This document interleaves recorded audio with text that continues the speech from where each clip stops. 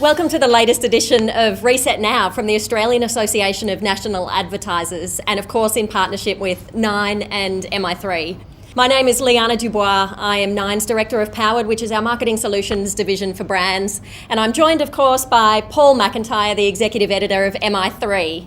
Paul, how about you tell us who we're going to have a chat to today? Hello, Liana, and yes, with us today is a chap called Jeremy Nicholas, who's the CMO at Telstra.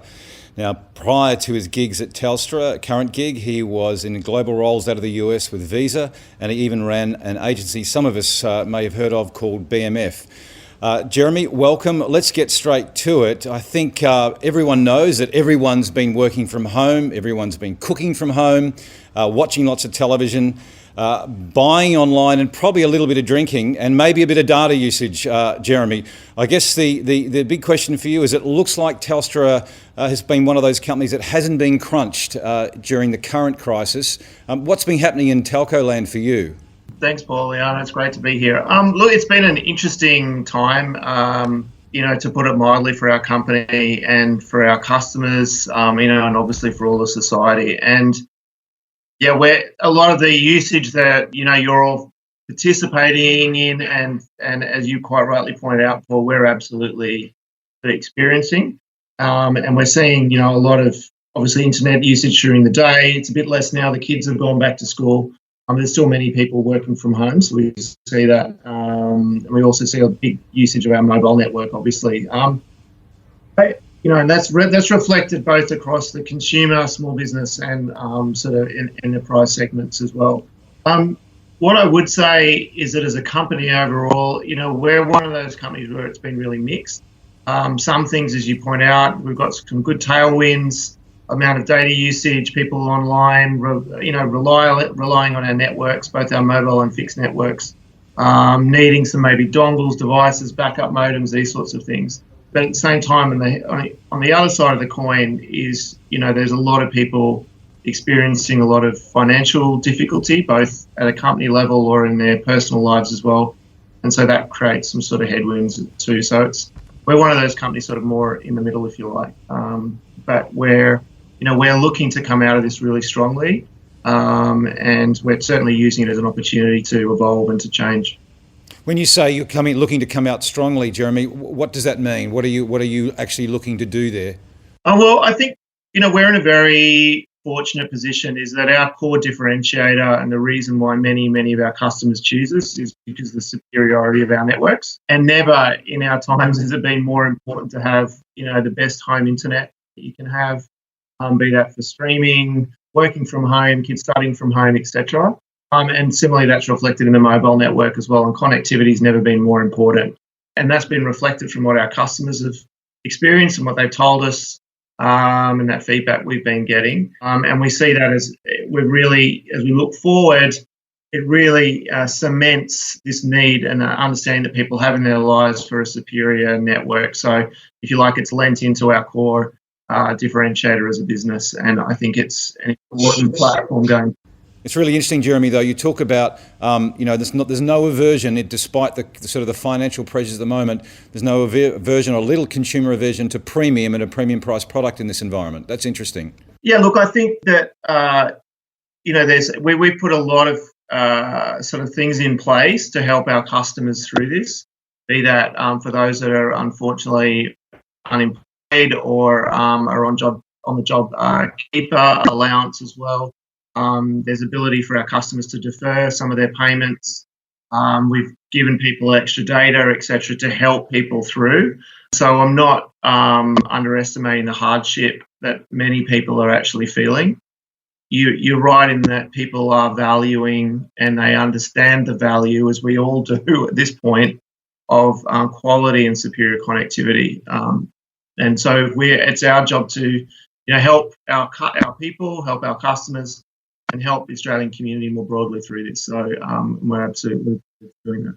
Jeremy, over recent months, we've seen some pretty significant changes in consumer behaviour. Have any of the things that you've seen been surprising to you? And do you think any of them continue on in the long term, or do we just snap back to the way that we were before? Yeah, I think that's a really good question, one we're asking ourselves a lot. One of the things that's probably, a lot of things have been as expected. So as I talked about in the opening of the call, working from home, when the children were studying from home before they went back to school, we saw a big increase in home internet usage during the day, more and more people streaming, more and more people gaming, all those sorts of things that you would expect, and lots of Zoom, Skype, Microsoft Teams calls, etc. All those things you'd expect. I think that probably the one thing that surprised us was just the amount of, we saw a spike in our voice traffic that we weren't expecting. And that's, and then when you go out for a walk, you sort of see people, everyone's on the phone. They're out exercising, going for a walk, socially distancing over the last 8 weeks, but everyone's on the phone. They're all calling their friends, talking to family overseas, etc. So it was interesting that whilst the data usage increased and we built the capacity for that and we're more than able to handle for it, that was somewhat expected. Probably the thing that we didn't expect as much was sort of their voice calling and just old-fashioned calling people on the phone, finding out how they are and connecting with them. I think in terms of your broader question around will we see people, some of the behaviours we've seen sort of continue, and would that be the increase in e-commerce, shopping, riding our bikes more, exercising from home more. I think some of those things will stay in place. They'll only stay in place if the leadership, either from government or actually from businesses, actually lock in that behaviour change which has existed, or support people to continue that behaviour change. And so one example, I'd use is, everybody's riding their bikes, more specialised, Trek, all these brands have sold out of bikes. But if we don't actually create more bike lanes and make it easier for people to ride bikes, then they're not going to continue doing it. But if we do and we encourage them, that behaviour is more likely to stick. And I'd use that analogy similarly in business, in our business, that we want to keep the sort of usage of servicing through apps or e-commerce sort of sales to continue, then we need to create incentive for people to do it and to encourage that behaviour change in the long term. And I think that's really what businesses will be looking to do.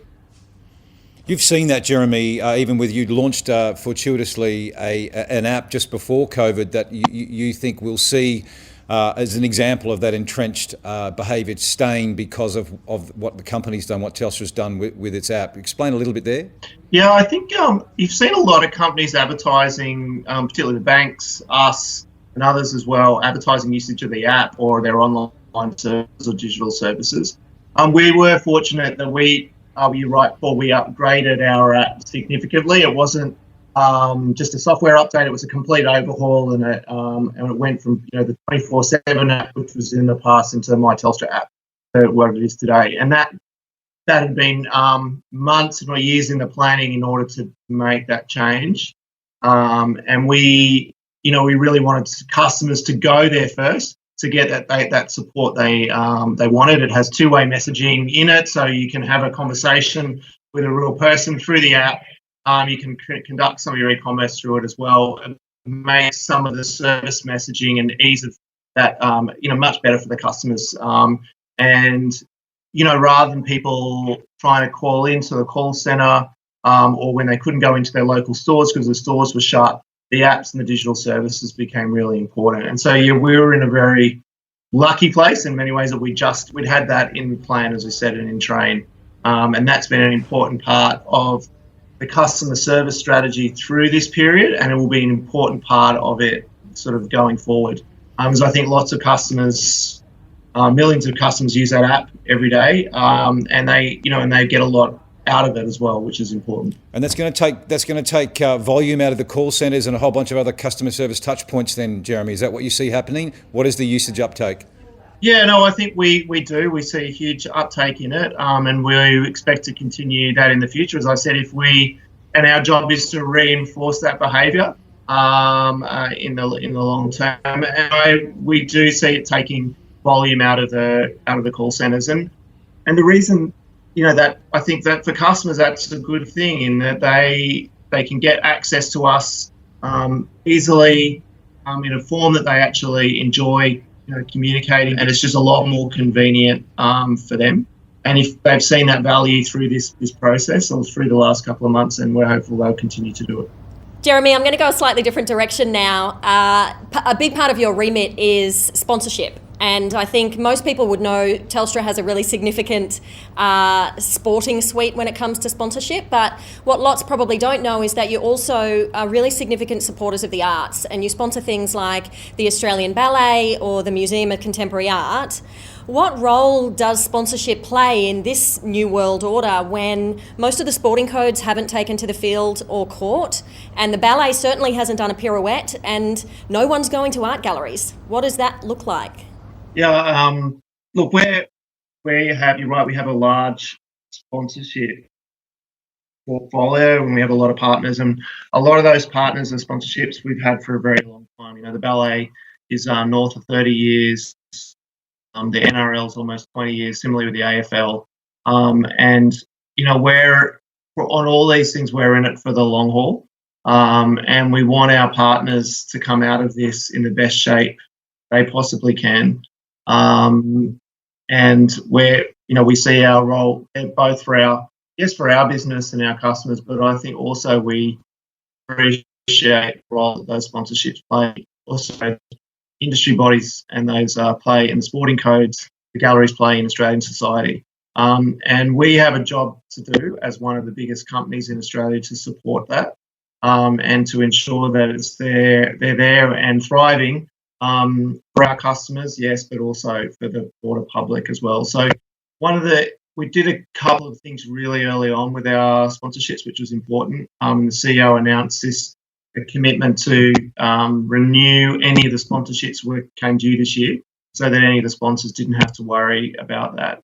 And then absolutely, regardless of whether the galleries have been open, be that the National Gallery Victoria or the Art Gallery in the sort of Museum of Contemporary Art or the Art Gallery in the Northern Territory, or the sports were on the field, we were committed to paying for our fees for the year, supporting those sponsorships, because that we saw that as essential as part of long-term partnerships, as I said, and we want to make sure they're there for everybody. That's a huge call, Jeremy. It's a really big call. Was there much debate internally with the executive team on whether you shouldn't, or holding the position? How did that go internally before you landed? No, there was none. Well, I think the CEO used the term economic patriotism, but I think it goes a lot to the sort of charter and maybe about what Telstra sees, or it sees its identity and its role in Australian society. And our purpose is to build a connected future so everyone can thrive. And the everyone's really important there. And we're here to not just support our staff through this, our customers through this, but all of society. And there's a role we have to play, and supporting the sponsorships and the partnerships is a really important, part of that. And I think when you follow that purpose, it leads you to those decisions. And if you like, those decisions become really easy, and there wasn't any debate.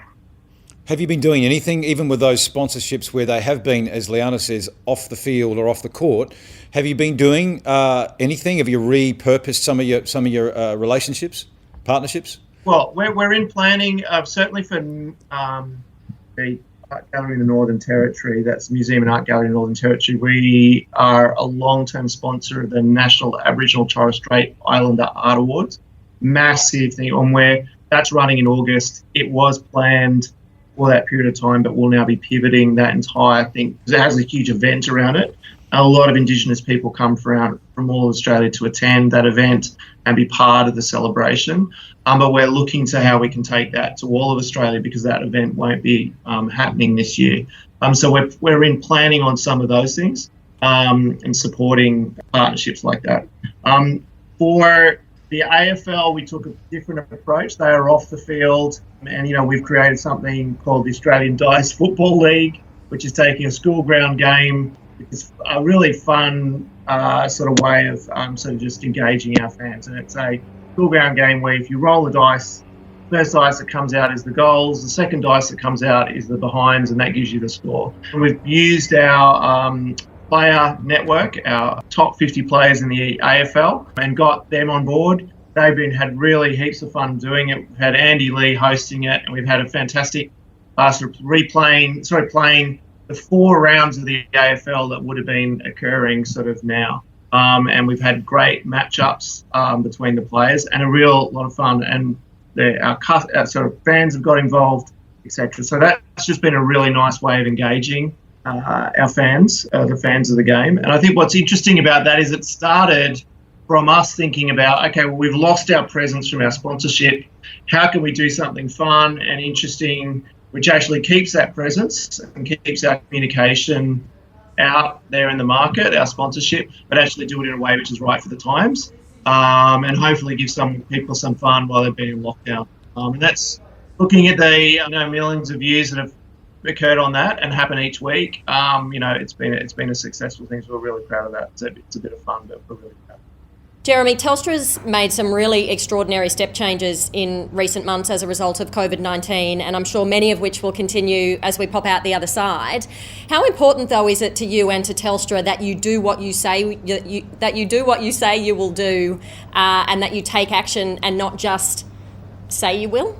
Yeah, look, I think one of the things which is important through this, and I think it's not just important now in a crisis, but it's an important part, I think, of marketing and doing good business, really, and doing the right thing by your customers, is that, you can say all the things you want about caring for your customers, about caring for this, and that, how we're all together, and those sorts of platitudes. But until you actually do things or change your product or your service proposition to do things to actually help people, I don't think those words, if you like, really matter. They're nice sentiments, and we all got those emails from all those CEOs of all those companies or those hotels that we never remembered staying in right at the beginning of this, saying they're here for you and we care for you through this crisis, etc.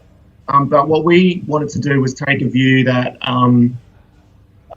or take a position where we actually knew that people were suffering, small businesses were suffering, going through things weren't well in society, and we need to actually do something about it, not just say that we care for everybody. And so things like the sponsorships, which we referred to, was part of that.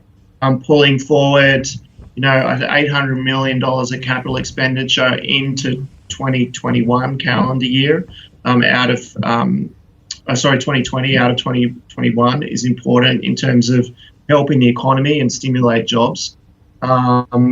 Providing extra data, an unlimited plan, and unlimited in your mobile plan, and unlimited data in your home internet for all our customers.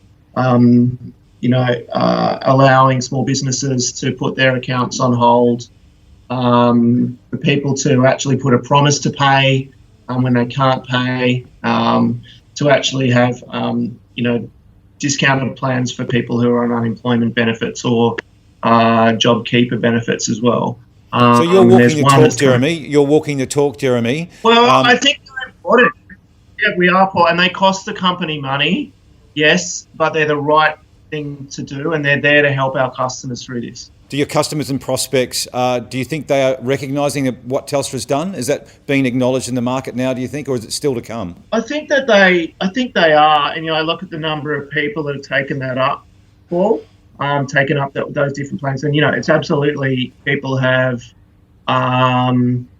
used that support we've put in place, and we're seeing that firsthand. I think when you look at when we have advertised it and actually asked people, come here and you can this 25 gigs available to you. Just go onto the app and go and get it. Make sure people use it. We've seen the performance of that advertising, performance of that marketing being, really well liked, really well appreciated. They think well of the company, etc. But there's been a raft of things we haven't advertised as well, which have actually people have taken up. So I think, yes, it has a short-term benefit in terms for our customers now, and perhaps their feelings towards us. It has also benefit for the people who don't take it up, or maybe aren't our customers but see Telstra doing it. And I think in the end, and more importantly, it has a longer term or medium to long term benefit for the company, because what we're doing is we're helping people get through this. We're helping them stay our customers, maybe keep their business afloat through this, so that they can come out the other side, and we can get back to a country which is, economically thriving, as well as being, a healthy one as well, which has been really important through this. Jeremy, thanks so much for your time today and for sharing your insights. I think the way that you talk about the need for businesses to properly put the customer first, and that they are the most critical point in the journey, I think is really an important message for today. And how you've also talked about doing and taking action, and not just saying that you will. But also the bit that resonated most, I think, and with me and will with the rest of the audience, is the importance, as one of Australia's largest brands, the importance of you being that good corporate citizen and doing the right thing to make sure that as many businesses and as many propositions come out the other side of COVID-19 as is humanly possible. So thank you again for your time. Paul McIntyre, always a pleasure to co-pilot with you. To everybody who's been watching us, thanks so much, and we'll see you next week.